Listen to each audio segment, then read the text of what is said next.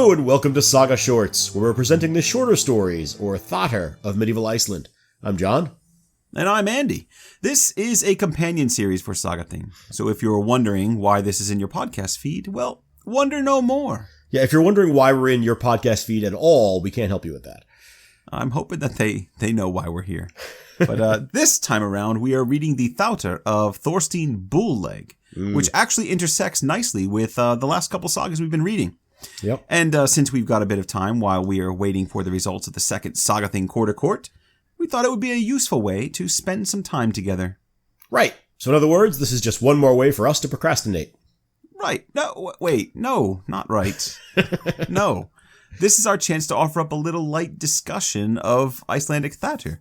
And it's a genre that I think usually gets overlooked in favor of the sagas. We should pay attention. Oh, you mean like we've been doing for the last 4 years or so? Yes, exactly. Yeah. But we're making up for that. Right. So we explained the short story or þættir genre in the first episode of this Saga Short series, which came out a couple of months ago. Yeah, and I think we also talked about it way back in the first episode of the podcast, too. Yeah, episode 1C. Off the top of your head. You always know them. Hey, look, I'm not good looking and I'm past my athletic peak.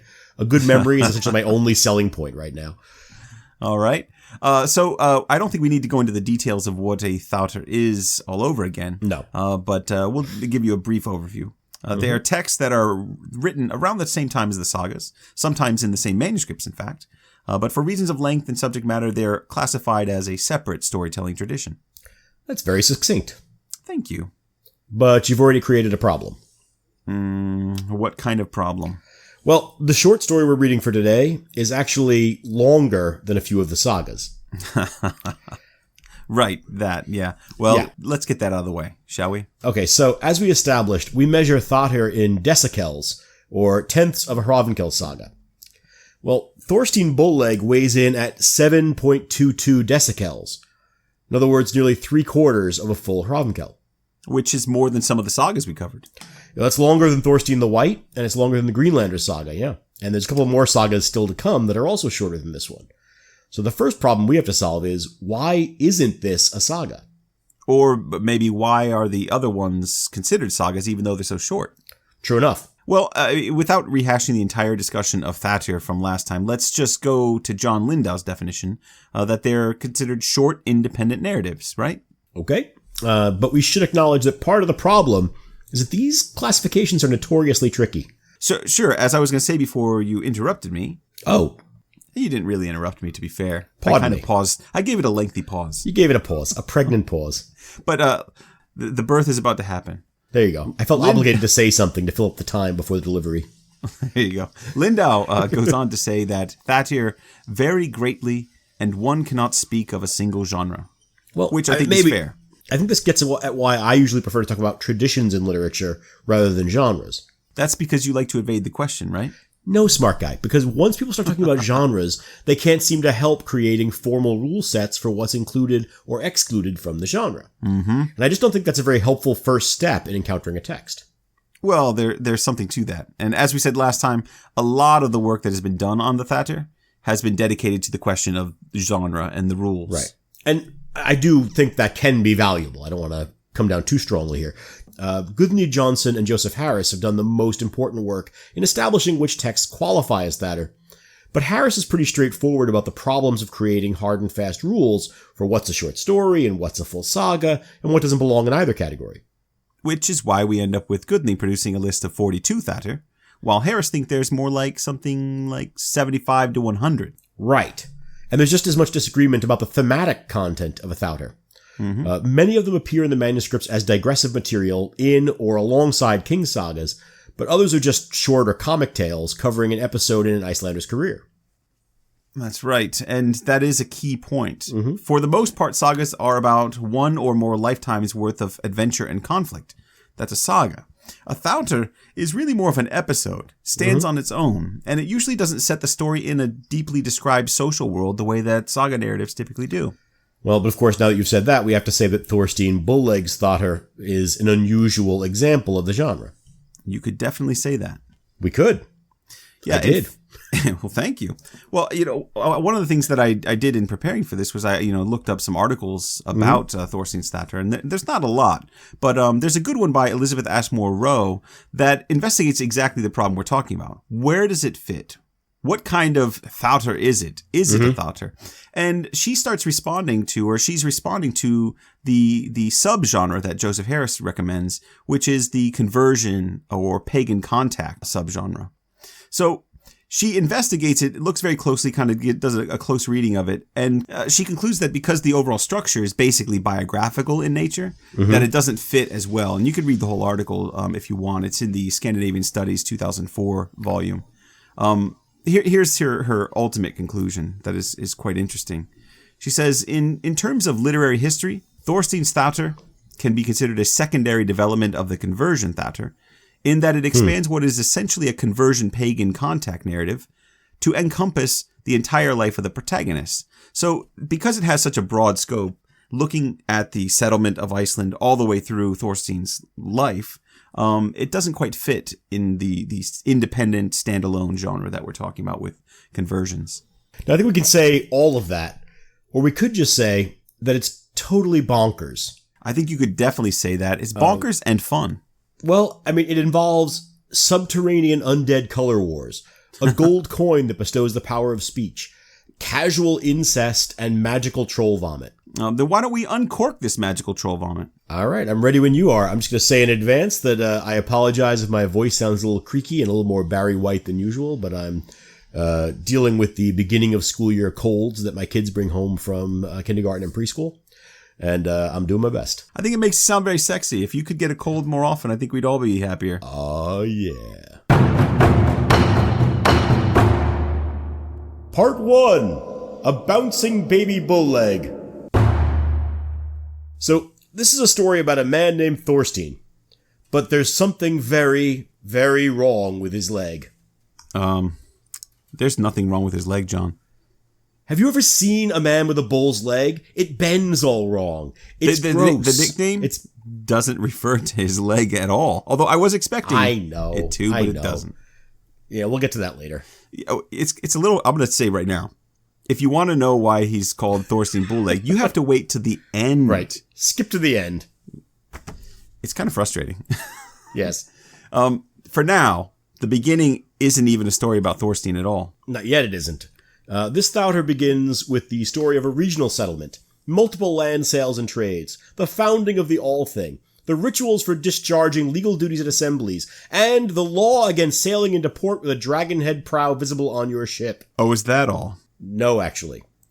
There's also the historical division of Iceland into 4 quarters, each of which holds several regional things, and the requisite number of assemblies and temples required in each district and quarter. And this is all the first part of the story. This is all on the first page of the story. So I mean, this is what we're talking about when we said that different Þáttr have very different subjects and structure. I'm not sure what this author was doing when he sat down to write this one. He had a lot of different ideas of what he wanted to cover, and you'll see how crazy it gets. Some of the Þáttr simply start with a short introduction to the protagonist. It starts with the protagonist.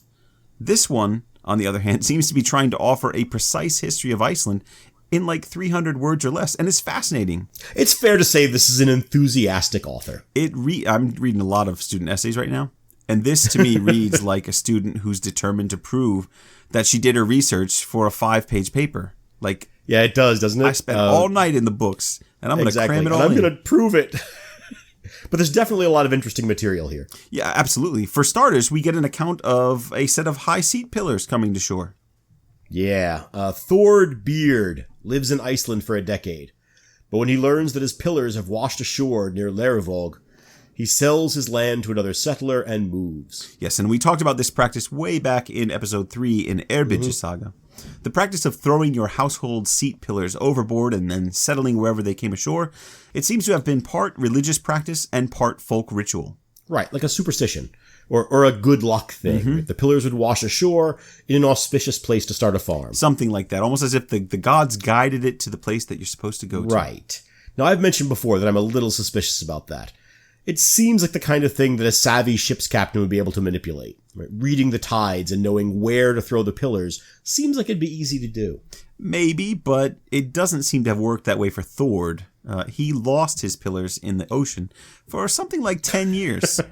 Okay, in fairness, I said a savvy ship's captain could take advantage of this. Thord might be below the curve. His name's Thord Beard, not Thord the really good at reading cross tides. That's right. And this chapter also has a fairly involved description of another ritual that was briefly mentioned in Eyrbyggja Saga, the consecrating of an altar ring. Right, yeah. To the degree that this Þáttr is well known, this is the reason why. That's right. It establishes all kinds of cool things that historians want to know about early Iceland and pagan rituals in general, and it does that by kind of sharing the settlement of Ulfljót and the laws that he established after coming back from Norway. I know we talked about the ring in a recent episode, but the information about how the altar ring works comes from this Þáttr. So what it does is describes how to prepare and use the ring during the assembly. And we're going to let the author explain, because it's quite vivid description. A ring weighing 2 ounces or more was to be kept on the altar of each chief temple. Every Gothi was obligated to have this ring on his arm at all of the public meetings he was to preside over, and to redden the ring in the blood of a bull he had sacrificed himself.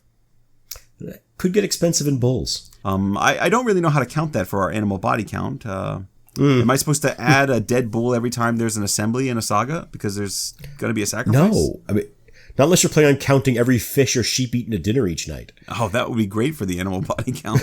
Oh, yeah, there's so many people in the saga, we're going to have to count every meal that they might have had. Do you think they had fish that day? How many fish? Was it a soup of small fish? Or was it a big fish? They avoided the chicken. All right. The story then includes some details about oath swearing. But I think we're going to save those for an eventual saga brief on pagan practice in Iceland, which... Optimist. One of these days, who knows? Anyway, the author then mentions a few prominent families who settle around the area before finally coming to the point. The story properly begins with Thorkel Geitisson and his sister Oddny Geitisdóttir, who lived together at Krosavik. This is the same Thorkel Geitisson who appeared in the later chapters of Vopnafjord Saga. That's a nice way of putting it. And who played a supporting role in Droplaugarsona Saga. The Droplaugarsons, Grim and Helgi, were Thorkel's cousins. And which of us took him as a thingman? Well, that's a good question. The answer is neither of us. I know why. Yeah, well, we both passed on him in Vopnafjord when I took his rival, Bjarni Brodhelgason, and you took the minor supporting figure of Thorvald the Healer. And in Droplaugarsona Saga, we split the Droplaugarsons. That's right. I'll just add that Thorvald the Healer might be a minor supporting figure, but a very important one. This is no time for politicking. But, since we've read all those sagas, I feel like other saga authors would say that we made a mistake. According to this author, in fact, Thorkel is a most outstanding man, strong and accounted very valiant. Well, I'm pretty happy with my choice of Bjarni, but maybe this is time for you to admit your regret in picking Thorvald the Healer. Not a chance. For a change. My guys get hung over all the time, and we need Thorvald around just for how he treats us. That's right. Moving on, we actually learn a bit more about Thorkel's life in this Þáttr. He's unmarried at this point, and he's living with his sister Oddny and a servant named Freystein the Fair. Okay. My socks have yet to be knocked off by this information. Well, Oddny and Thorkel are devoted to one another. And Oddny hasn't really come up in the other stories, but she's an interesting figure. And in this Þáttr, we learn that she's mute. Yeah, this is really interesting. Not because of the condition, although that's of interest by itself, but because of the workaround brother and sister have developed. Oddny is an accomplished rune carver, and she keeps a supply of sticks around the house to carve notes to Thorkel. Yes, and that is just the sort of thing that came up in our interview with Ragnhild Jostland, the use of rune sticks for prosaic purposes. Yeah, not this specific purpose, maybe, but this sort of casual daily use. If anyone missed that episode, by the way, it's Saga Brief 8. I think we published it back in April. Yes, and Oddny is a really intriguing example of how disability is treated in Icelandic literature. I really like this. Yeah, you're just setting me up now. No, you've kind of brought me in, and I see these things now. Well, for one example, Oddny and her brother have talks in which she carves runes, presumably quite quickly, for her half of the conversation. But the text is written as dialogue, with the author treating her rune carving as a form of speech. It's a remarkable portrayal of the accommodation of difference in the routines of life. I just want to say I love the portrayal of Oddny in this saga. It's really deftly done. But anyway, there's a handful of people introduced, but most of them are just window dressing. The important figure is an outsider named Ivar Erlingarsson, known as Ivar the Radiant because of his good looks. Oh, no. He's not just good looking. According to the author, he's the best looking man of all those who grew up in Hordaland. Well, how many people are in Hordaland, really?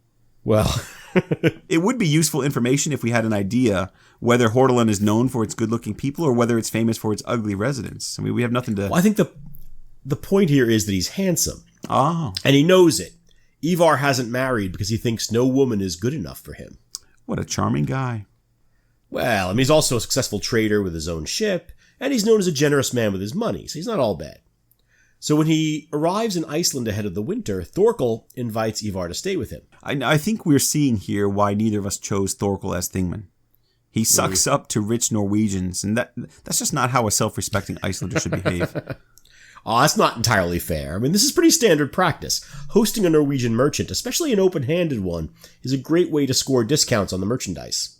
Well, especially if they're open-handed and not stingy with meat. Fair enough. Ooh. But in this case, Thorkel is being warned against allowing Ivar into the house. Oddny's written a warning to Thorkel that she has had a premonition that if she's around Ivar for the winter, that it will cause a great amount of trouble. Right, now whether that's true remains to be seen, but by spring, what is clear is that Oddny is, as the author so delicately puts it, not just carrying herself. It's a brilliant phrase. And when Thorkel asks her who the father is, she writes, Ivar has begotten the child I am carrying. It's a hard situation to unravel. It's clear that Oddny's unhappy with what's happened. She begins crying after carving that answer. Right, now the implication seems to be that Ivar seduced her and now intends to abandon her. In fact, he's mounting his horse while Oddny is telling Thorkel what happened. It's like the meeting I had with my dean today. As we're talking, he stood up and put his backpack on. I just kept talking to him. Didn't throw a leg over his horse? No, he didn't. But he was definitely working his way toward the door. But before he can ride off, Thorkel confronts him. What provision, Ivar, will you make for the child you got with my sister? Or will you do the right thing and marry her? And as we said, Ivar has no intention of marrying Oddny. He even sneers that, I'd have had a bad trip to Iceland if I had to marry your mute sister. Yeah, I don't like this guy very much. And I almost start to wonder, did he sleep with her because she's mute and assume that it would be okay? I think it's more that this is a guy who's used to, getting his way with people, with women especially, but isn't used to having to deal with any consequences from that. He's a trader and a ship's captain. Mm-hmm. He moves from port to port and he leaves women behind. Yeah. You're not supposed to like this guy, I don't think. And just because we weren't sure that he's a terrible person, Ivar then claims that Oddny got pregnant from sleeping with a servant that winter. This guy's a cad. At least. And then Thorkel threatens Ivar. And before we give the impression that Thorkel's a hero here, though, we should be clear that he frames this entire thing as an insult to him rather than to his sister. See, I mean, this is why we didn't take him as Thingman. Yeah, and it gets worse for him. It turns out Ivar is quicker with a sword than he is, and he strikes at Thorkel, badly injuring Thorkel's leg. Thorkel's return swing chops a leg off Ivar's horse, but Ivar is able to leap free and runs off to rejoin his ship without injury. Poor horse. Thorkel tries to intercept him the next day at his ship, but Ivar's already aboard and has pulled up the gangplanks. And so he gets away. Well, for now anyway. We're not done with Ivar the Radiant just yet. Yeah. It does stink of someone who's guilty, though, doesn't it? Oh, yes. He's not exactly being subtle. No. So that summer, Oddny gives birth to a very large baby boy. Yes. But Thorkel is still in a rage over the whole thing, and he orders that the child must be exposed. Yeah, he seems to be taking this very personally. I mean, Oddny is his sister, but she's an adult. Mm-hmm. But he does have two reasons for doing this. One is that he regards himself as his sister's protector, even though, from what I can tell, this story takes place before their father was killed by, I think, your Thingman, Bjarni Brodhelgason. Now, let's not bicker and argue about who killed who. Nice. Very good. Yeah, the second reason is that Ivar has been Thorkel's guest, and Ivar has repaid that hospitality by seducing Oddny under false pretenses and attempting to skulk off without even acknowledging what he's done. Right, and there's the legal context here as well. If this is legally understood as a broken contract, in other words, if he's promised to marry her, It's Thorkel's job to seek redress for that. Yes. And if it's understood as a sexual crime, well, there's all the more reason to demand retribution while Ivar's in Iceland. Absolutely. But now Ivar's escaped, and Thorkel's left wounded and fuming. And unfortunately, there's only one person left he can take his revenge on. Oh, you mean the baby? Yeah. How nice. Yeah. Thorkel doesn't want this kid around, does he? No, hang on. Now, we should explain that when Oddny gives birth, it's to the biggest baby anyone can remember. We said big, but this is huge. This, by the way, is Thorstein Bullleg, although right now he's just called the baby. Yes, he's a healthy, robust kid. Seems to be very promising by his size, but Thorkel looks at him and says, expose that little baby. Yeah, this again. We've seen this motif a lot. Yeah, we saw it with Thorkel's Scratcher. Mm-hmm. And we also saw it with Finnbogi, or Erdekot. Yep, and Helga the Fair as well. Yeah. It's enough that we can start to make some assumptions that, it's a motif that we've been playing with. For one, the exposed child is often destined for great things. Think Moses. Right. Well, sure. If he or she survives, right? Obviously, in these stories, the kids survive, since the motif is of humbled or troubled beginnings for an important figure in the saga. Right. Now, think Thorkel Scratcher, who's rescued from exposure by his uncle and grows up to become a great chieftain, or Helga the Fair from Gudlaug's Serpentung saga. Sure. But again, these exposures are narratively significant because the infant survived. Mm-hmm.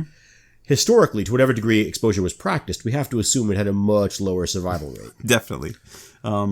Since we're talking about this one, I think he's one of the lucky ones since he survived. Well, yeah. I mean, the fact that he's the guy the Þáttr is named after is also a clue. Right. So Thorkel wants a baby left in the woods. That's where we're at. Right. But no one else wants this to happen.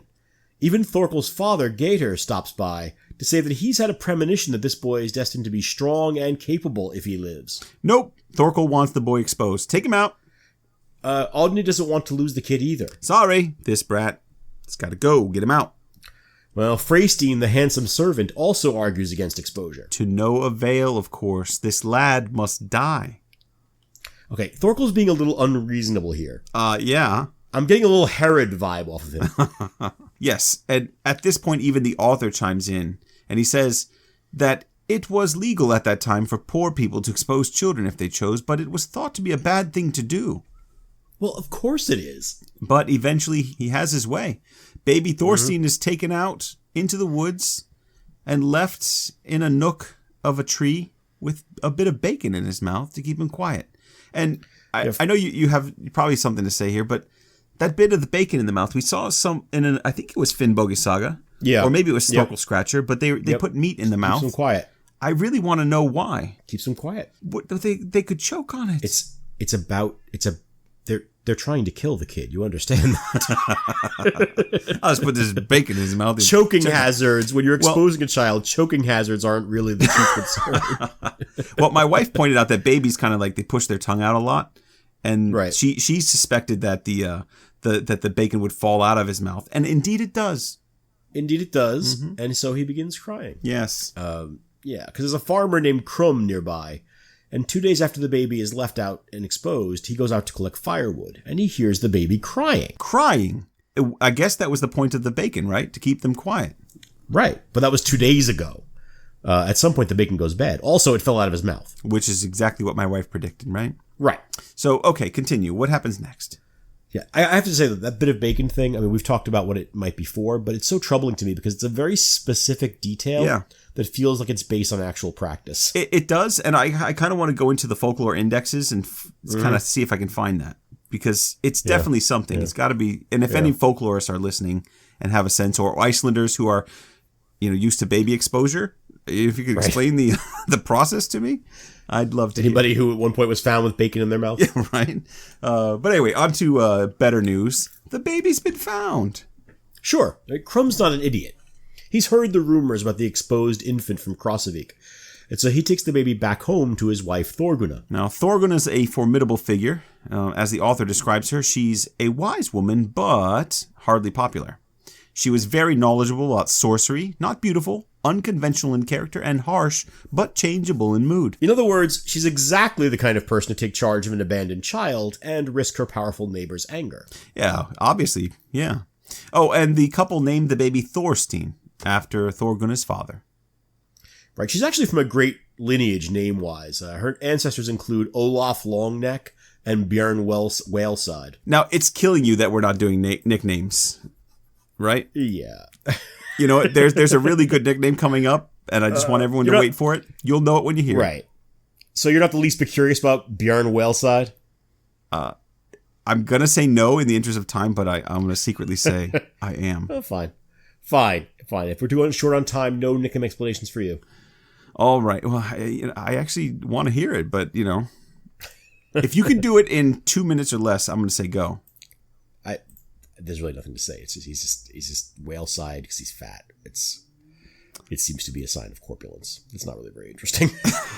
Nice build up. Which is why nice build up, good payoff. Well, but that's why I was setting it up that we didn't talk about it. Okay. Because it's not actually all that interesting. All right. Now, Thorgunna and Krum take very good care of Thorstein, but they're garbage at keeping him a secret. Isn't that always the case? I think the inability to maintain a disguise is one of those features of a remarkable person in Northern literature. Right? Robin Hood has the same problem. Yeah, and this goes a little beyond just being bad at fake mustaches. Krum and Thorgunna routinely bring Thorstein over to Thorkel's house, and by the time he's 7, he's a regular visitor to the farm. Okay, so what that means to me is that they're not actually trying to hide him. Mm-hmm. And he's grown up to be as promising as Fóðrafi Gator predicted. Big, strong, and able to wrestle grown men. Fóðrafi, the grandfather. Yeah, Gator's still alive. And when he sees Thorstein at Thorkel's farm, he bursts out laughing. He recognizes him right away? He does, but that's not why he's laughing. He claims to see a spectral polar bear cub running with Thorstein and tripping him up. Now, apparently this is somehow evidence that Thorstein is Oddny's son, that he could bowl over a polar bear. Apparently so. Damned if I know why, but it's a dead giveaway for Gator. Well, the average boy wouldn't have tripped over I guess, something, I don't know. Sure. But for Gator, it's all very clear. You're right. Thorkel, however, isn't convinced, but he's at least suspicious enough to send for Krum, Thorgunna, and Freystein. And when their stories match up, he accepts that Thorstein is his nephew and invites him to come and live at Krosevik. Oh, sorry about that exposure thing, lad. You know what a temper old Uncle Thorkel has. Why don't you come home? I'll let you sleep inside the house this time. It's hard to tell, but this seems like another story like Helga Affairs. Freystein the Handsome almost seems like he set up Krum and Thorgunna to find and raise the child, doesn't he? I don't know. The story is that Thorstein was in the open for 2 days before Krum found it. That's a long time. If it was a setup, it was a pretty risky one. Yeah, well, if a baby can't survive the elements and the local fauna for a couple days, is that baby really worth saving, John? Wow. The paternal instinct in you. I want to know what Oddny thinks of all this. I mean, the author mentions that she bursts into tears when she recognizes Thorstein as her son. Well, I mean, we can probably assume that she's happy about it, that he's alive, right? Yeah, I mean, tears of happiness or relief, definitely. I mean her thoughts or her feelings about her brother having tried and failed to kill her son. That's never mentioned. Probably going to be an awkward time at the family Yule feast this winter. Probably. Part 2. A Vision Quest for Thorstein Oddnyarson. All right, so Thorstein is back in his family's bosom. It's about time for the adventurous part of this thing to begin, isn't it? Nope, it's time for a nap. Well, I mean, you're not as young as you once were, and you explained that earlier. A nap for Thorstein. Oh, the baby. Thanks for that, by the way. A few years have passed. Thorstein is now 10 years old and goes out with Freystein the Comely to help round up the Krosevik sheep. The Comely. They're out all day rounding up a large drove of sheep and decide to rest for the night near a mound in a valley. A flock of sheep, right? Wait, are you going to break out terms of venery on me? Either one's right, but I don't get to use drove of sheep very often. I thought I'd indulge myself. I think there's a reason you don't get to use drove of sheep very often. Part of it is because you're a professor at a university. I'm not a shepherd. So they're going to sleep while their stampede of sheep grazes. Hang on. Thorstein's going to sleep. But he asks pretty boy Freystein to stay awake all night and guard him, no matter how I behave in my sleep, because this seems very important to me. Yeah. And I got to say, as soon as I keep trying to call it saga because it feels like a saga. As soon as the Þáttr mentioned that they spotted a mound, I knew exactly what was going to happen. Oh, yeah, absolutely. I feel like I should have given him a different voice now because he's 10 years old. Oh, that's true. What you're predicting and what we're both thinking is exactly what happens. So Thorstein Fairface watches all night as Thorstein thrashes around in his blanket. And in the morning, Thorstein wakes up, thanks Thorstein for his faithful help, and promises to have him freed when they return to the farm. That's obviously good news for Thorstein the Heartthrob, and there's more good news to come for him later. But for now, the important question is, what exactly did Thorstein see while he slept? Well, for starters, it shouldn't come as a shock that the mound near their encampment is kind of important. Yeah, that's not surprising. I mean, as you said, it's something that if you've read a few of these, you spot right away. For listeners who aren't familiar with them, these mounds are usually sites of pre-Christian magic and otherworldly power. They're grave sites, or at least they're usually equivalent to graves in their meaning to saga writers. That's right. And this is one of the first moments where we start to get that idea of the þættir as a pagan contact, perhaps a conversion þættir. The whole thing begins, if you remember, with the settlement of Iceland, the establishment of pagan laws. And it's going to be moving towards a conversion. And this is the first hint that we're going to get of that. Again, very unusual for a þáttr to have this kind of an arc. That's right. And because of the burial practice of the culture, weapons were sometimes buried with the dead in these mounds. Which means that if you're not frightened by a little thing like undead monsters, or the touch of a dead man's hand, the gentle caress of his bare cheekbone, then you can go spelunking for grave goods. I think you will remember that Grettir Asmundarson gained his short sword that way. Now that's a handy tip for a Viking on a budget. But what about the dream? Right. Thorstein has had a vision of the mound opening and a large man dressed in red coming out. Now he calls himself Brynjar and says he lives in the mound. Come with me now and see my dwelling. And Thorstein agrees, and they enter the mound. Yeah, this is the sort of moment that separates the þáttr men from the boys. Yes, and inside the mound, Thorstein sees 11 more men in red, all sitting quietly. And on the opposite side of the room are 12 men in black, one of whom is bigger than the others. Yeah, this is being set up almost as a living board game, isn't it? It is, right? Yeah, 12 pieces on a side with a leader piece on each team. If it is meant to evoke a game, I think it's either Petia or more likely La Truncalorum. Oh yes, which was known in some form in medieval Scandinavia. We know that. Yeah, sure. I'm going to take your word for that. La Truncalorum. La Truncalorum is a distant relative of checkers. It's been played for over 2,000 years. I've never heard of it, but the tie-in does make sense. I'm buying that bit. If you consider that gaming pieces were sometimes buried with their owners. Yeah, exactly. No, there were about 200 game pieces found in the Birka burials alone. I'm not ready to argue this is a life-sized game board in the mound, but there's enough of a parallel to pique my interest. Yes, I quite like it. Anyway, Brynjar whispers to Thorstein that the biggest man in black is Brynjar's brother Odd. Now, Odd, he says, is quite the bully, and every night Brynjar has to pay coins to Odd to avoid being beaten by the men in black. Now, Odd... It still sounds like a board game to me. Well, yeah. And this part is less board game and more folkloric. He says, Odd has a golden coin which, if placed under the tongue of a person who cannot speak, it will miraculously grant them speech. Yeah, miraculous is a good word choice here. This is a motif that shows up in saints' lives and other miracle stories. The far less believable miracle is that Thorstein happens to have a mother who cannot speak, and so he's more or less committed to getting that coin from Odd. Oh, you're not buying this? I gotta say, when I got to this part, I was disappointed because I liked the portrayal of just a mute woman living in Iceland, and now she becomes a stock character that we need to cure suddenly. Right, but that is a stock of miracle stories from the Christian period. That's right.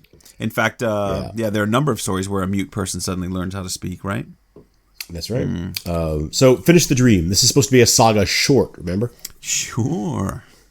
Now, all right, so Thorstein hangs around for a bit and watches as Brynjar and his men give gifts to Odd, and then he approaches Odd himself. I haven't the valuables, Odd, to satisfy your demand for tribute, for I am poor. Your coming here isn't to my liking, but will you offer such tribute as suits you? See, now that sick voice really comes in handy. That's right. I have nothing but my axe, if you wish to accept this. Yeah, so I assume it's not going to shock anyone that there's a barely concealed threat in that. Wow, it's just a gift. He's going to give him the axe. So Odd reaches out for the axe and Thorstein chops his arm off. Here's your axe back. Of course he does. Both sides. Everyone but Odd knew that was going to happen. Right? Now, both sides leap to their feet, and a battle is joined in the confined space inside the mound. But the undead men in the mound can't hurt one another. The wounds they inflict heal in seconds. I think the saga actually describes they chop off a limb, and within seconds, the limb is back, right? Right. But somehow Thorstein's blows cause real damage. And with his help, the men in black are all butchered. Yeah, there's a Will Smith, Tommy Lee Jones joke here somewhere. I know there is. I just can't find it. I think you referenced Men in Black in one of our recent episodes. So I think we hit our... Yeah, so I'm letting it go. Yeah, we hit our quota for the year. Right. Besides, there aren't aliens here. They're draugr. They're ghost spirits. So I think a Ghostbusters reference would be more appropriate. Well, I mean, technically, I suppose they're like Haugbui, mound dwellers. Although it makes no difference in this case. Christiana Vishavan has written about this mound dwellers thing in this particular Þáttr as an example of the selective immunity to weapons that mound dwellers sometimes have. Yeah, and I'm glad we don't have to come up with a body count for the story. I have no idea whether to count these guys. I mean, are they killed? Are they killed again? Are they undead? Are they even real? This is a dream vision, right? So right. It's not even... Yeah, I am starting to feel like this Þáttr is inceptioning us. That's right. You can hear that music starting to play. Spin the top! Spin the top! It's really more one of those, it was all a dream. Or was it? Scenarios, right? Wink, wink. Thorstein takes his leave of Brynjar, who praises him and predicts that he will take a new faith.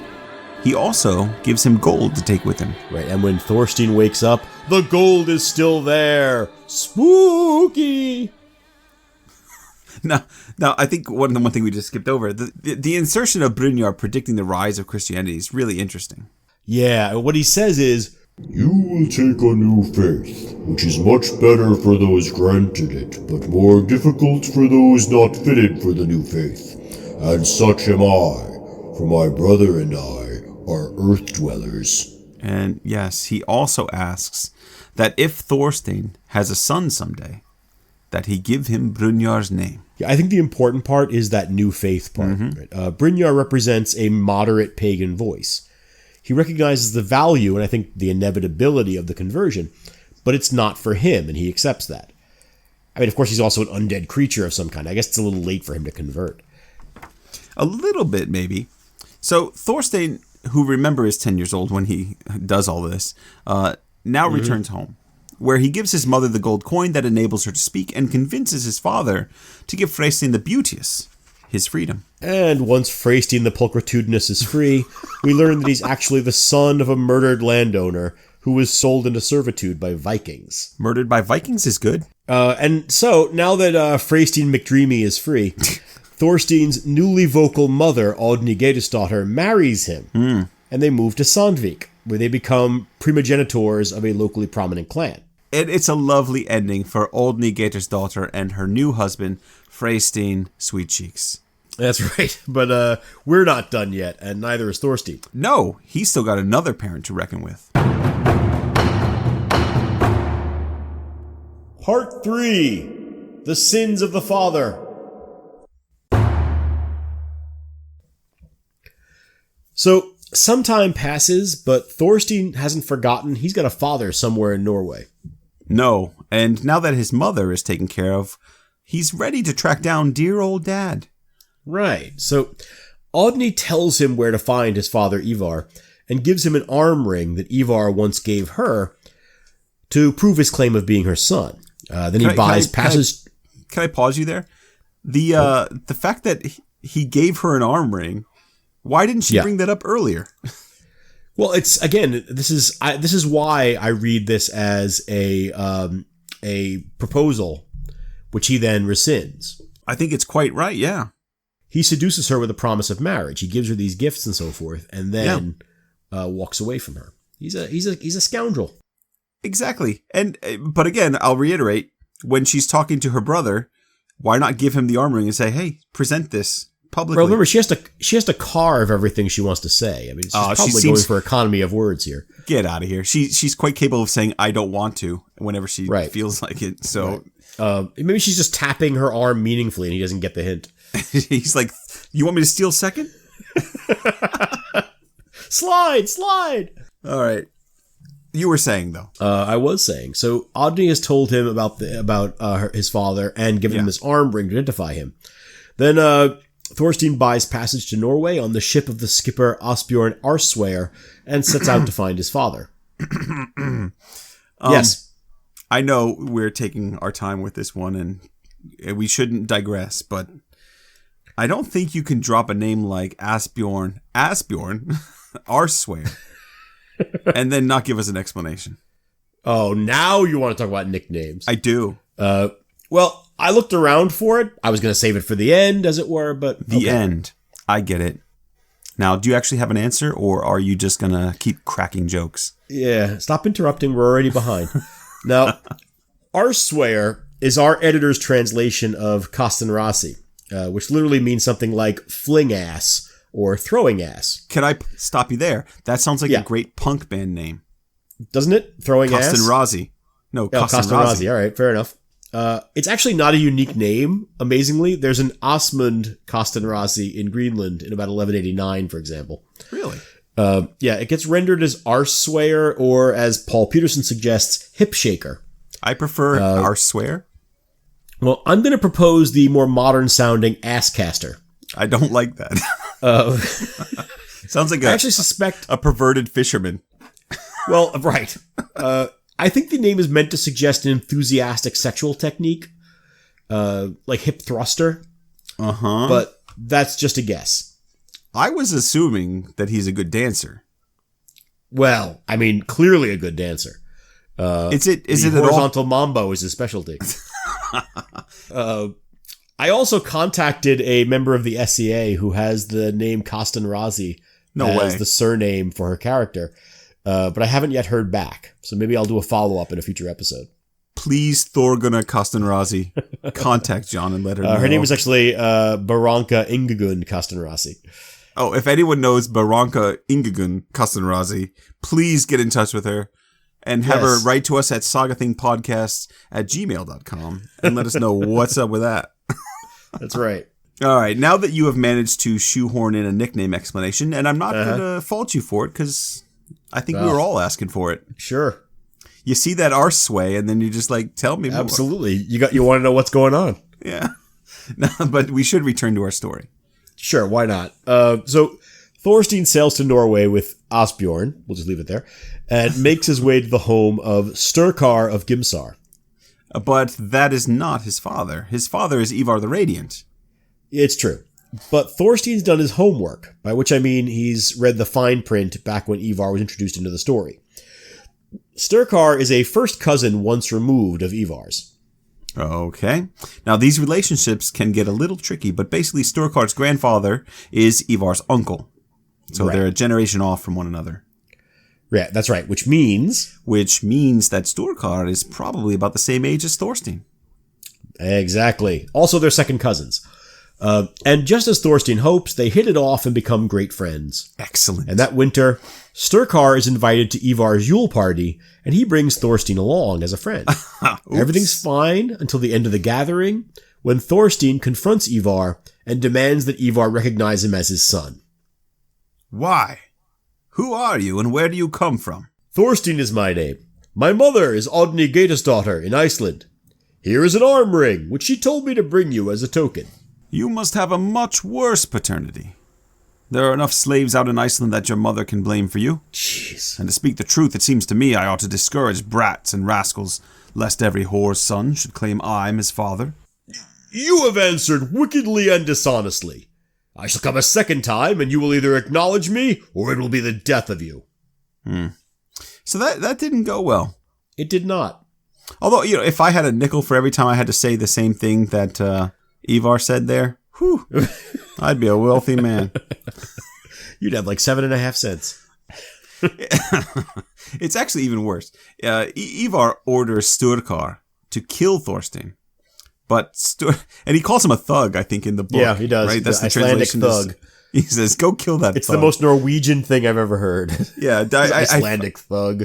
I need to make a mental note to go look up what the Icelandic word for thug was. But Sturkar refuses, saying, "I think he has a stronger case than you, for I think he is a man of great family."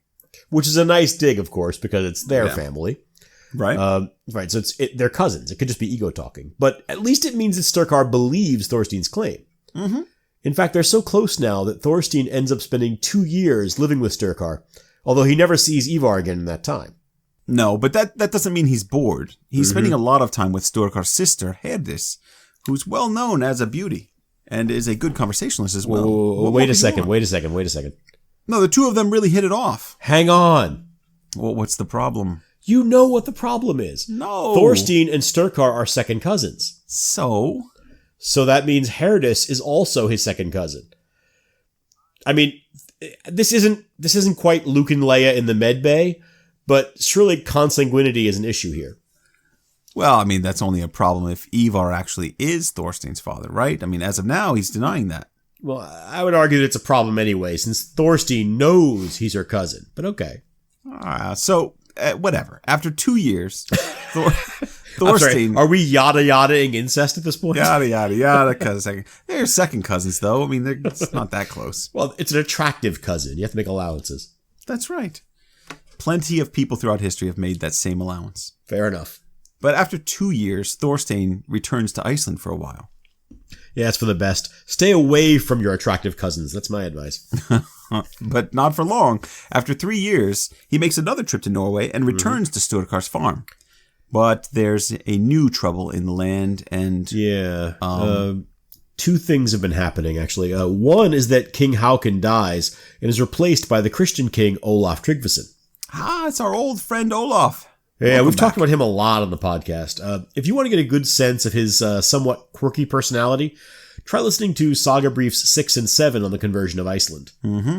But Olaf's ascent isn't the immediate issue here, because the other thing that's going on is it's a troll infestation that needs to be dealt with. Yeah. And this is that kind of story. Yeah, it's been a while since we've had a good troll infestation. The summer Olaf becomes king and Thorstein returns to Norway, which is 995 AD, by the way, is also the summer that a clan of troll women take over Hedeskog forest and block all the roads. And this is why you don't leave bridges lying around. I mean, you get trolls every time. I'm ignoring you. Now, of course, Olaf doesn't want this kind of embarrassment as a new ruler, and so he asks for a volunteer to kick the troll women out of the wood and rescue the roads from what I can only assume are troll booths. That was way worse than mine. In fact, you should be banned. Anyway, a Trondheim man named Brynjolf volunteers for the job and raises a posse of 60 men to attack the woods and clear out the trolls. 60 men? Yeah. That's a lot of men. Yeah, it's like a brute squad. Technically, you are the brute squad. Yeah, the brute squad. Technically, 59 of them are Norwegian companions. Although, since we're still in Norway, I don't know whether it counts. The crowd of warriors enters Hedeskog forest and soon finds a hall.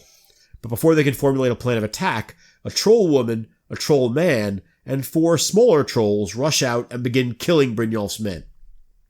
The troll man has a sword that sparks as it slices, and the woman, we're told, is as hairy and strong as a gray bear. Why's it got to be a gray bear? That's really specific. I don't know. I think the author means that she's gray and as strong as a bear, but it is ambiguous. When the fight's over, Brynjolf and 55 of his men are dead, and the 4 survivors have fled back out of the woods. I mean, this could give Greenlander Saga a run for the money. Yeah, no kidding. BCDM, right? Well, that's what happens when you build an assault team entirely out of Norwegian companions. We should say that 60 is a traditional number for large groups in these stories. So really, just think of it as a lot of men. Mm-hmm. But even within the logic of the story, it's a terrifying massacre. Word gets out about it all over Norway, and it isn't long before Sturkar and Thorstein hear of it.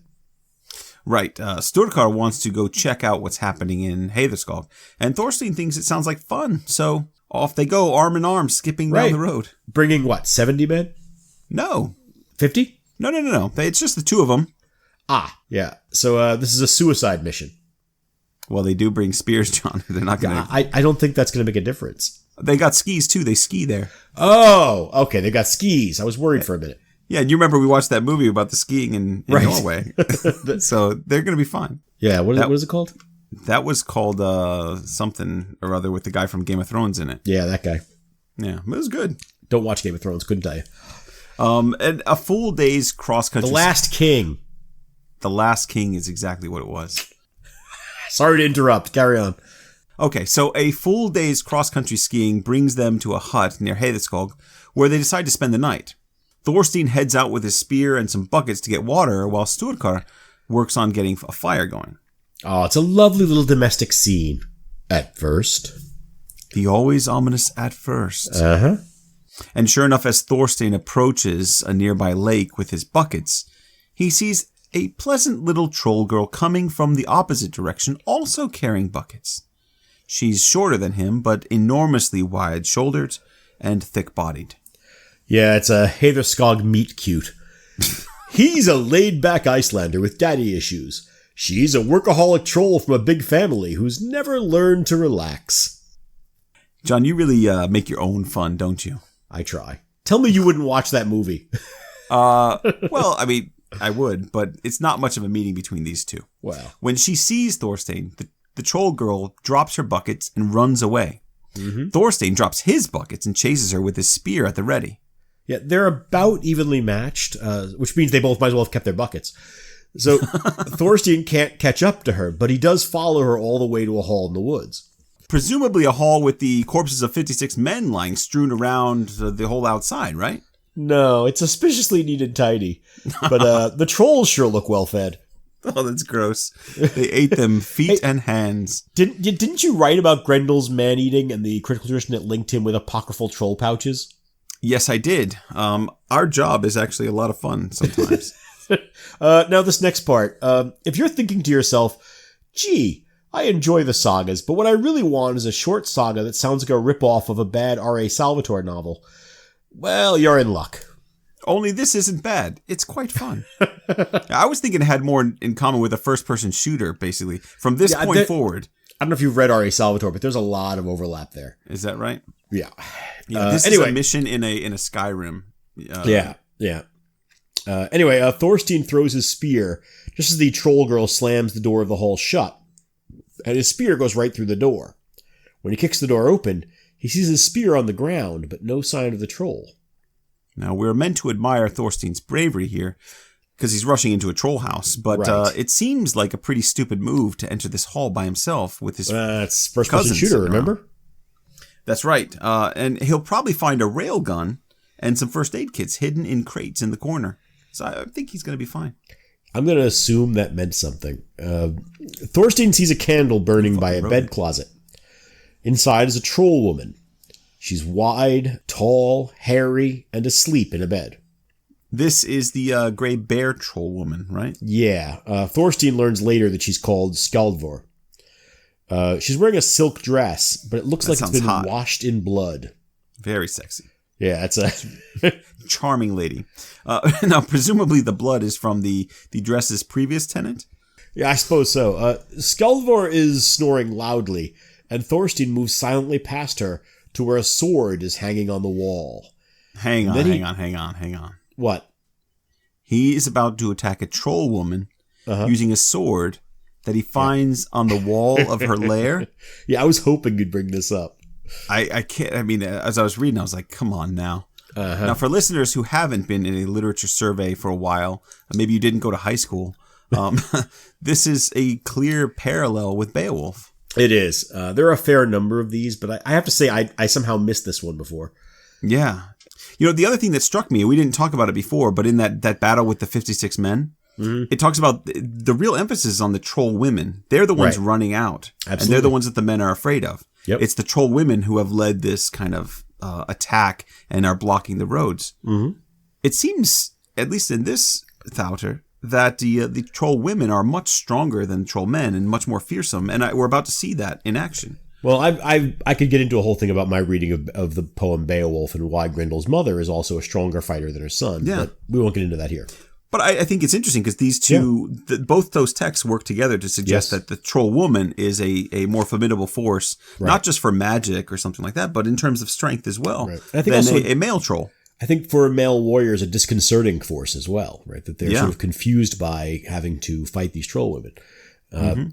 Anyway, I like that. But at the risk of seeming anticlimactic, Thorstein pulls the dress off Skjaldvor to look for a vulnerable spot, finds a hairless patch under her left arm, and stabs the sword in so deeply that it sticks through the bed.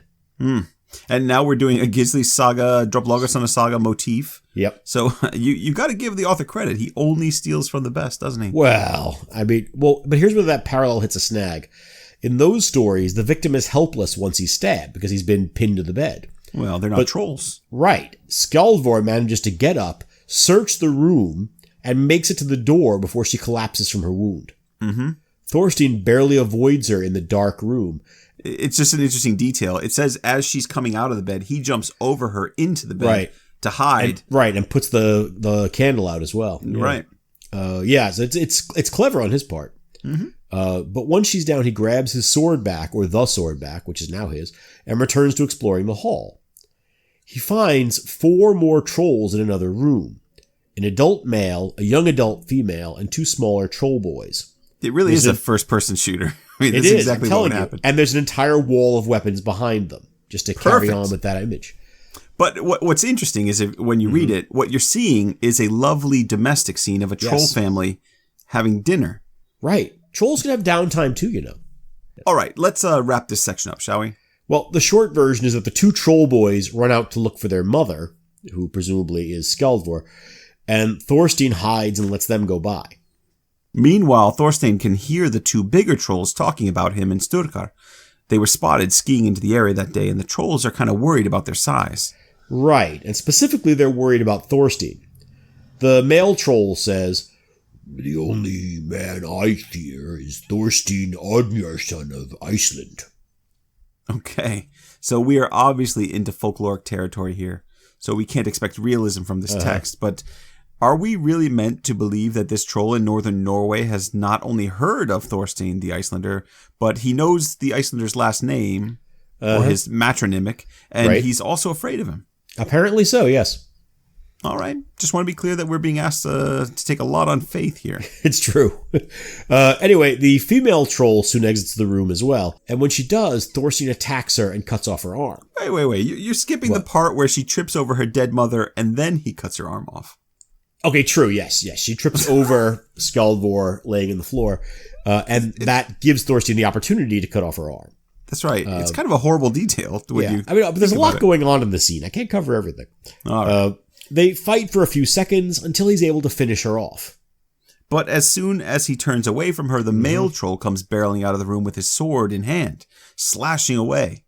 Now, Thorstein takes a bad wound to the thigh right away. And I'll full disclosure, I thought this is where the bull's leg thing was going to come from. Right. Because he's got a slash in his leg. Maybe something happened. It doesn't. Nope. It has nothing to do with it. But he's lucky. The troll's sword gets caught in the floorboards. It's straight out of a movie. He hacks at the troll, cuts off his arm and leg, and then chops away at him until the troll's dead. Then he staggers away from the body.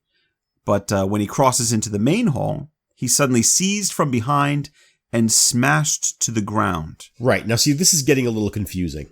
So what's happened is that Skjaldvor, the first female troll, the one that the daughter tripped over, wasn't actually dead from being stabbed in the armpit. She's fierce. Back on her feet. And she catches Thorstein just as he finishes killing her husband, I guess? Right. And this is, for me, this is the Grendel's mother moment. Right. She grabs him from behind and they start wrestling and all seems lost. Yep. Thorstein's stunned. She bends over him to bite his throat out. And Thorstein's out of tricks. He's about to die. And what he needs, John, is a miracle. Miracle! No. Fortunately, Thorstein knows how to get just that. I don't think anybody's going to get that joke. It wasn't for anyone else. Sometimes they're just for me. All right. I mean, I only know it because of my mother, but... Oh, you're so young. I'm embarrassed. So, Thorstein makes a prayer to the new Christian god, which comes very much out of nowhere. I mean, this conversion it's very sudden. He promises to convert and go into service with Olaf Tryggvason if he escapes the troll. It's a lot of stuff to think about while someone's bearing down on you and about to bite your throat out. It is. But who among us should be so churlish as to think that he's not thinking about conversion at this moment? There are no atheists in a foxhole, Andy. No. Now, as he finishes his prayer, a blinding light slices through the doorway and into Skjaldvor's eyes. Now, I think we can fairly say that Skjaldvor reacts badly to this light. Yes. Because she begins vomiting profusely. And this vomit pours straight out of her throat, down onto Thorstein's face. And he's barely able to avoid choking to death on this noxious barf. Yeah, this is a disgusting miracle. It really is. And then the author gets into kind of a weird speculation. People think that some of the foul fluid went into Thorstein's chest, and because of that, he did not always have just a human form afterwards. It went into his chest, so Yes. he swallowed some of the... it's understandable. Yeah, I'm not saying that, the author is. And I know it's gross. But I'm interested in what we're being told. Does troll puke cause lycanthropy? Because if so, I have a lot of follow-up questions. Yeah. And yet the author just moves on with his narrative as if that isn't a totally crazy thing to say. Again, if anyone knows of a parallel or precedent for something like this, write to us, please, sagathingpodcast@gmail.com, and give us the subject line, magic troll vomit lycanthropy. Yeah, please do. We're hoping it'll confuse the targeted advertising software that reads our emails. So I want to know what they'll try to sell us at that point. Yeah. So that's it. We've got troll vomit on Thorstein, and he's laying on the ground. Yeah, not exactly it. Thorstein and Skjaldvor are both down and both half dead in a giant puddle of vomit. He's choking to death. She's blinded and weakened, and neither of them can get up.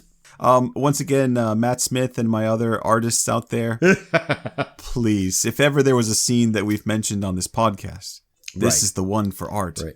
By the way, I just want to give us a little pat on the back for going through that entire scene without mentioning the Spinal Tap drummer who choked to death on somebody else's vomit. I think that shows remarkable restraint on our part. Yeah, we have a Men in Black reference earlier, but right. you balk at the Spinal Tap. Sad state of affairs. Right.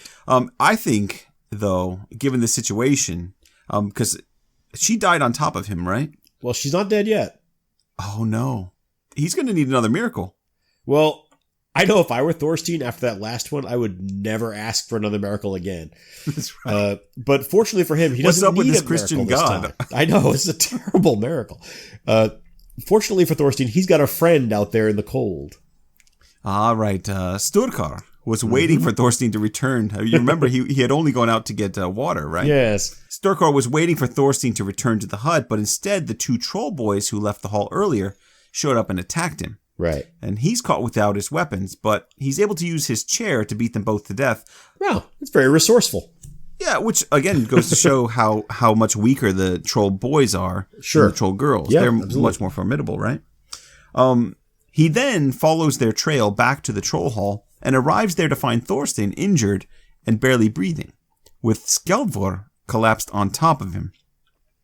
Now, it takes a great effort, but he's able to get Thorstein out from under the troll and then breaks her neck to finish her off. So that's it. Well, for now it is. Yeah. They set a bonfire and burn the trolls' bodies to ash, and then they search the hall but find no valuables, which is very suspicious because you just went through this whole mission. Right. And of course, there's this question of that first troll, the one Thorstein followed to the hall. She isn't among the dead, and when they searched the house, they found that lack of valuables, as if someone had already ransacked it of all its wealth. Yeah. In other words, it's very suspicious that a group of trolls have no valuables lying around. Right. Well, that's a problem for another day. So, right now, Thorstein's been pretty badly beat up. He's half drowned in regurgitated troll dinner. Oof. And besides, there are some accolades to receive now that he's rescued the countryside from the troll menace. Yeah, and presumably he's going to need a long, hot shower with a stiff brush. More than one shower. Well, and maybe a quick blow to the head in the hopes of forgetting everything that's just happened to him.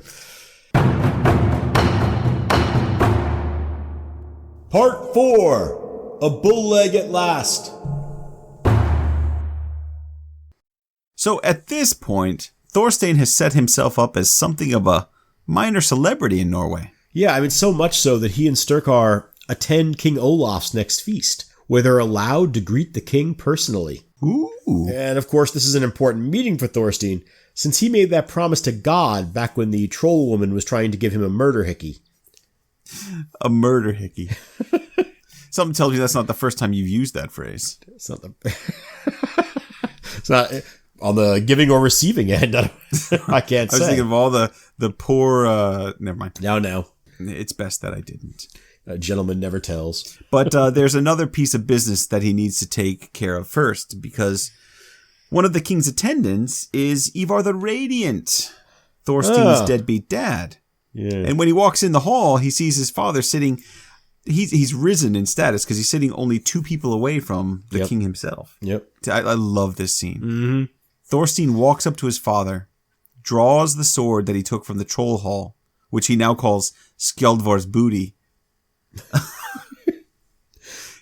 He draws this sword. Very mature. Right. I couldn't help but chuckle at the word booty.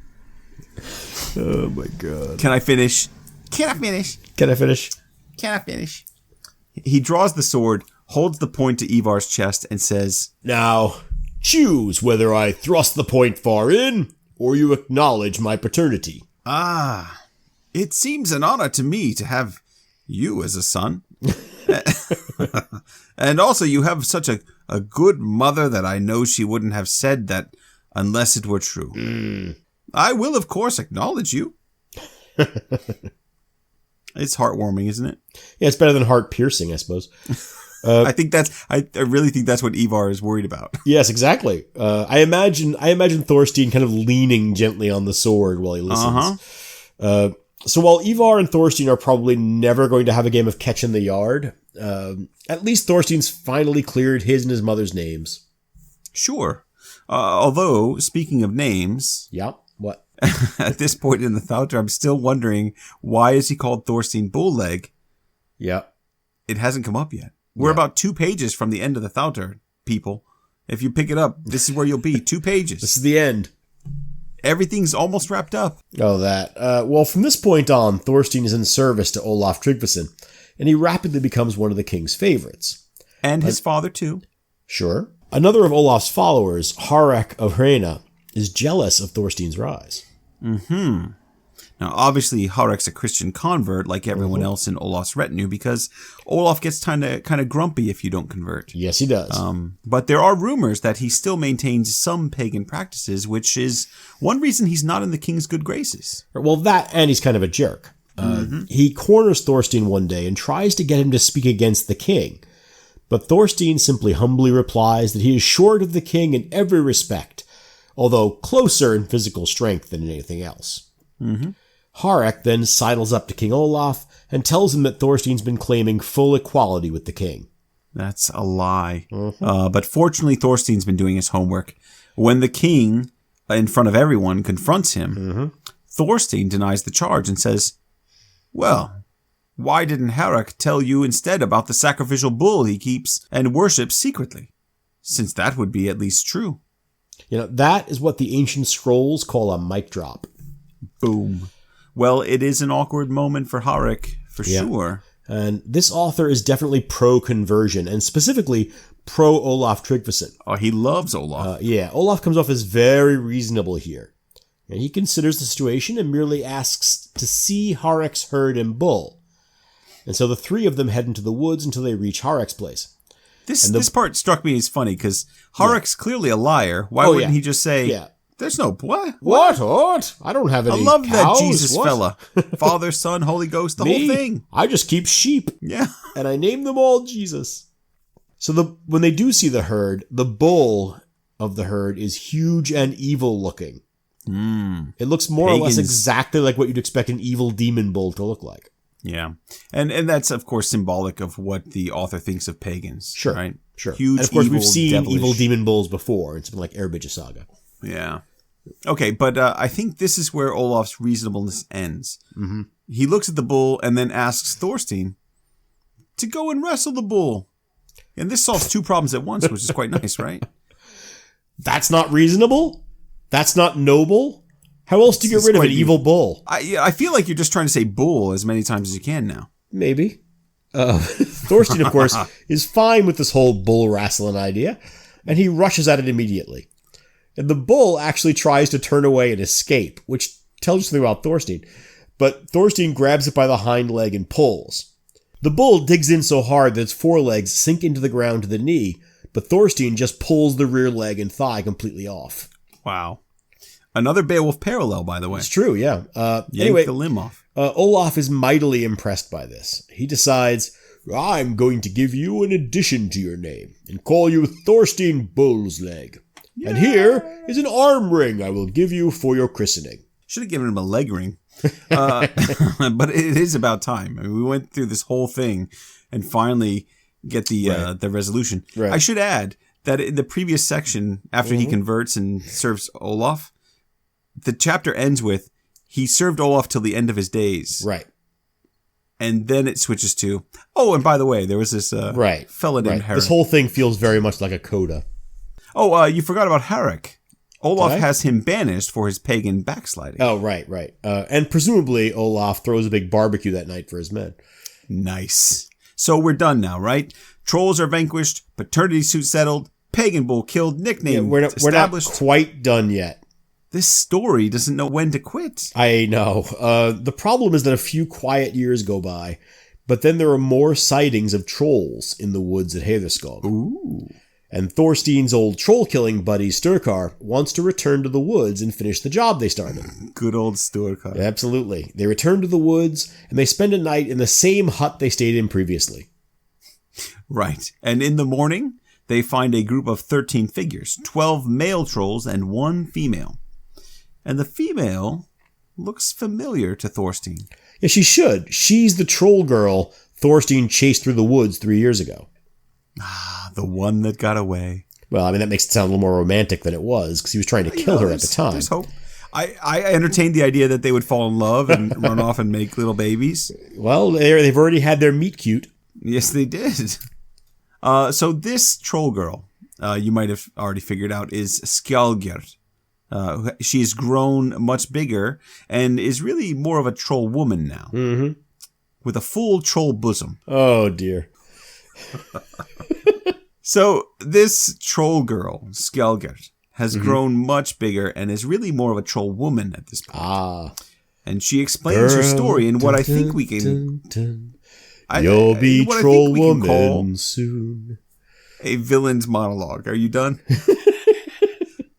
Yeah, no, it is a villain's monologue, actually. Skjalgr tells Thorstein Was that and Sturkar... Urge Overkill? She tells Thorstein and Sturkar that while they were killing her family, she hid in a cellar under Skjalvor's bed with all the family's possessions, and then escaped when they left. Now, since then, she's married a troll man named Skelking, and now she'd like to introduce him and his 11 brothers. Well, that explains where the treasures went, right? Right. And the problem with these 11 brothers is they've all sworn to kill Thorstein and Sturkar. Well, yes, there is that. Now, I think we can ask a serious question about whether we aren't supposed to have a bit of sympathy for Skjalgr here. Yeah, I think so, too. He killed her whole family. Yeah, right? No, I mean, that image of her hiding under the bed in terror while Thorstein stabs her mother so hard the sword sticks through the bed frame. I mean, this is exactly what happened to Oren Ishii in Kill Bill. I mean, she was one of the bad guys. Yeah, well, so is Skjalgr. But we can still recognize the trauma of what they've seen. I think so. And the Tháttr makes a very big deal of establishing the domestic scene of these trolls. Absolutely. They're just hanging out at home having dinner. Absolutely. He runs in and kills everybody like a goddamn lunatic Lancelot. Right. And, if we are still looking for Beowulf parallels, a female troll seeking revenge for the death of her family does ring a bell somehow. It does. Okay, but now that she's trying for her revenge, we probably have to accept the narrative isn't going to remain sympathetic to her. No, of course not. So, as the fight begins, Skjalgr leaps at Thorstein immediately, and he has to defend himself from the initial onslaught. And it's the toughest fight he's ever had. Right, and that's saying something coming from a guy who nearly died choking on troll hork. Yeah, exactly. Now, when Skjalgr... Beowulf was really missing that element. That's right. That's the problem with Beowulf. There isn't enough troll vomit. Yeah. Although I guess you can maybe consider the fire of the dragon There you vomit go. of sorts, but yeah, they just it's ran not out as of cool. budget. Now, when Skjalgerd has worn herself down, Thorstein goes on the offensive. Mm-hmm. He chops at her side, catches her above the hip, and cuts her in two at the waist. Oh, that is definitive. Yes, it is. Well, he did learn a lesson. Don't just poke a troll with a sword and assume it's dead, and also don't just prey on him. Right. Cut him in two. Right. That's good advice. That's bumper sticker advice. Yes. Meanwhile, Sturkar has faced off with Skjalgerd's husband Skelking and killed him. Now the two of them go back to back and kill the rest of the trolls. Now this is definitely a new record for troll body count for us. I don't think we is that a category now? No, but I think Thorstein just created and won it. I mean, I don't think we're going to see this again. All right, so that's it. The woods at Heiðarskog are safe once more. Thorstein and Sturkar share a high five. Freeze frame. Roll credits. You know, I'm sure you and I and everyone else wishes that were true, but it's not quite. We've got one more loose end to tie up. Oh, right. After the troll killing and the high five, Thorstein and Sturkar return to Sturkar's farm, where Thorstein renews his attentions to his attractive cousin, Herdis. Oh, dear. It's not long before they're married, and they eventually produce a son. And they name the kid, wait for it, Brynjar. Mm-hmm. Brynjar, after the barrow-dwelling undead guy in black or red, I don't remember. Red from Thorstein's dream. Now, I think it's important to just occasionally sit back and marvel at these stories. We've just reached a point where everything you just said makes sense contextually. It does.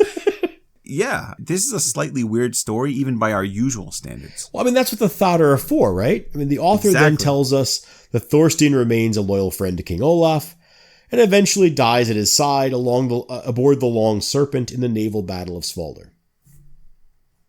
Now, that wraps up our discussion of Þorsteins Þáttr, uxafóts.